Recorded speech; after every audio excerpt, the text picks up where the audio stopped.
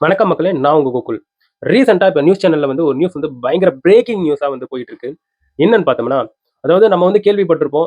அந்த சம்பவம் வந்து நம்ம மனசையும் உலுக்கி எடுத்தது இல்லாம, அவ்ளோ பெரிய ஒரு கோபத்துக்கு வந்து நம்மள வந்து கொண்டு போயிடுச்சு. அந்த சம்பவம் என்னன்னா, தூத்துக்குடியில இருக்கக்கூடிய விளாத்திக்குளம் அப்படின்கின்ற ஒரு கிராமத்துக்கு பக்கத்துல ஒரு சின்ன குக்கிராமம். அந்த குக்கிராமத்துல ஒரு 12ஆம் வகுப்பு படிக்கக்கூடிய ஒரு பெண் வந்து, ஒரு சாயங்கால வேளையில், ஒரு மாலை நேரத்துல வந்து இயற்கை உபாதைய வந்து கழிக்கணுன்ட்டு பக்கத்துல ஒரு முள்தோப்பு அது போன்ற பகுதிக்கு போயிருக்காங்க. போன அந்த இடத்துல அந்த பெண்ண வந்து பாலியல் வன்கொடுமை செஞ்சு வெட்டி போட்டு இருந்திருக்கக்கூடிய அந்த சம்பவம் நம்ம தமிழ்நாட்டையே உலுக்கி எடுத்தது. அவங்களுடைய அம்மா, உறவினர்கள், அப்பா எல்லாருமே பயங்கரமா கதறி அழுது அந்த பேட்டிகள் குடுக்கக்கூடிய அந்த விஷயங்கள் இப்ப வரைக்கும் மனச வந்து ரணமாக்கிக்கிட்டு இருக்குங்க. அதே சமயத்துல அந்த குழந்தையுடைய பாடிய கூட வாங்கவே இல்ல.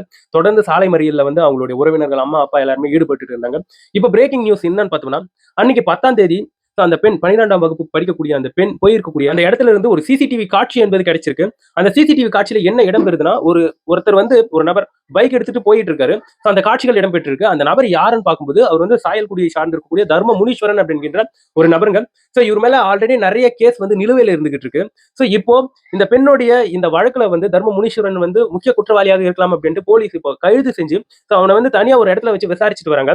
இவன் மேல வந்து 30க்கும் மேற்பட்ட இந்த கேஸ் என்பது பதிவு செய்யப்பட்டிருக்கு. அதே சமயத்துல வந்து ஒரு 2020 அது போன்ற ஒரு ஆண்டுல வந்து ஒரு மூதாட்டியை வந்து பாலியல் வன்கொடுமை செஞ்சு இவன் வந்து கொலை பண்ணியிருக்கான் அப்படிங்கிற ஒரு செய்தி இப்போ வந்து பிரேக்கிங் ஆயிட்டு இருக்கு. இது கேட்கும்போதே மனசுக்கு ரொம்ப நெருடலா இருக்குங்க. கஷ்டமா இருக்கு. என்னடா 2020ல கிரைம் பண்ணியிருக்கான். இப்ப 2026லயே அவ்வளவு சுதந்திரமா வெளிய வந்து இப்போ இந்த சம்பவத்துல இவன் ஈடுபட்டிருக்கான்னு சொல்லும்போது உண்மையாவே நான் என்ன சொல்றதுன்னு எனக்கு சுத்தமா வாய் வரலங்க. இப்போ அத்தனை அரசியல் பிரமுகர்களும் இதுதான் கேள்வி கேட்டுன்னு இருக்காங்க. ஏங்க இவ்வளவு கிரைம் பண்ணிருக்கக்கூடிய ஒரு நபர் எப்படி அவர் வந்து வெளியே வந்து இவ்வளவு சர்வ சாதாரணமாக இந்த கிரைம்ல வந்து ஈடுபட்டிருக்காரு அப்படின்ட்டு இப்போ பிஜேபியை சார்ந்திருக்கக்கூடிய அண்ணாமலை அவர்கள் அப்படின்ட்டு பல பேர் இப்போ கொஸ்டின்ஸ் பண்ண வந்து ஆரம்பிச்சிட்டாங்க.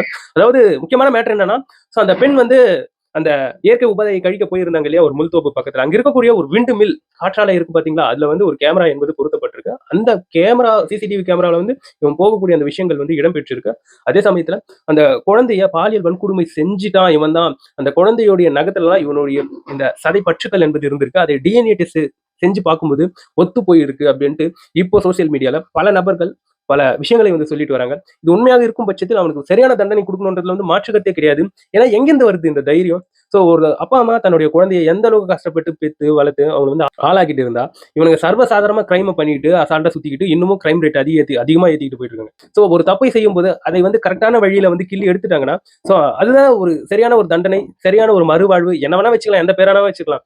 ஒரு கிரைம் செய்திருக்கக்கூடிய நபர் வந்து திருப்பி இன்னொரு கிரைம செய்யறதுக்கு அவனுக்கு மனசே வரக்கூடாது. அந்த சிந்தனையே வரக்கூடாது. அந்த மாதிரி தான் இந்த இடத்துல வந்து சட்ட திருத்தங்கள் என்பது இருக்கப்பட வேண்டும். இப்ப பாருங்க 30க்கும் மேற்பட்ட கேஸ், அந்த திருட்டு கேஸ், கொலை வழக்கு அப்படின்ட்டு ஏகப்பட்டது இருக்கு. அதே ஆள் தானே இப்ப வந்து அந்த சம்பவத்தை வந்து பண்ணியிருக்கான். அவனுக்கு பழகி போச்சு. அதனால தான் சொல்றோம் மிக கடுமையான தண்டனைகள் இந்த இடத்துல வந்து தேவை. ஒருத்தன் வந்து தொடர்ந்து கிரைம வந்து பண்ணிக்கிட்டு இருக்காங்க. அவனுக்கு சரியான பனிஷ்மெண்ட் தாங்க. எத்தனை அப்பாவிகள் உயிர்கள் இந்த இடத்துல வந்து ஊசலாடிக்கிட்டுன்றது வந்து வார்த்தைகளால இந்த இடத்துல வந்து சொல்ல முடியலங்க. அவ்வளத்தையும் விவரிக்கும் போது உண்மையா அடச்சப்பா அப்படின்ற மாதிரி போகுதுங்க.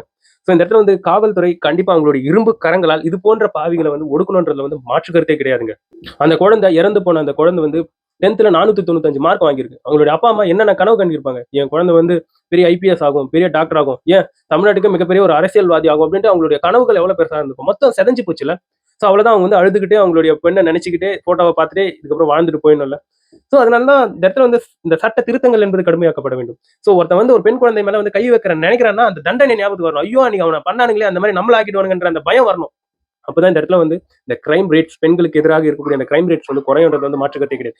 ஏதோ தூக்கி அவனை உள்ள வச்சா 2 வருஷத்துல வெளியே வந்தானா அப்பாவிகள் பாதிக்கப்படுவாங்கன்றதுல வந்து மாற்றுக்கருத்தே கிடையாது. அது ஆண்களா இருக்கட்டும், இல்ல இளம் பெண்களா இருக்கட்டும், குழந்தைகளா இருக்கட்டும். இந்த இடத்துல வந்து போலீஸோட அலட்சியமும் இருந்திருக்குங்க. அந்த 10ஆம் தேதி அந்த குழந்தை காணாம போன போது அக்கம் பக்கத்துல வந்து தேடிட்டு அங்க இருக்கக்கூடிய தூத்துக்குடியில இருக்கக்கூடிய குளத்தூர் அப்படிங்கிற ஒரு இடத்துல இருக்கக்கூடிய ஒரு போலீஸ் ஸ்டேஷன் கம்ப்ளைண்ட் பண்ண போனா அந்த இடத்துல இருக்கக்கூடிய போலீஸ் வந்து அந்த டைம்ல ஆன் டைம்ல வந்து செக் பண்ணியிருந்தா அந்த குழந்தைய வந்து காப்பாத்திருக்கலாம்.